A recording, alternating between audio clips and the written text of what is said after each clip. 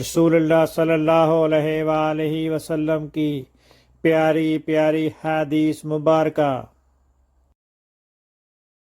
Make sure you like and subscribe to my channel for more hadiths.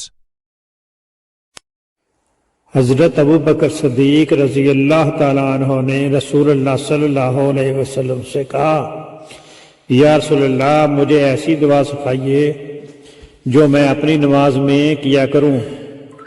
حضرت صلی اللہ علیہ وآلہ وسلم نے فرمایا کہ یہ پڑھا کرو، اے اللہ، میں نے اپنی جان پر بہت ظلم کیا ہے اور تیرے سوا گناہوں کو کوئی اور نہیں بخشتا، پس میرے گناہ اپنے پاس سے بخش دے، بلا شبہ تو بڑا مغفرت کرنے والا، بڑا رحم کرنے والا ہے۔ اللہ تعالیٰ اس کے چہرے کو روشن کرے جو حدیث مبارکہ سن کر آگے پہنچائے۔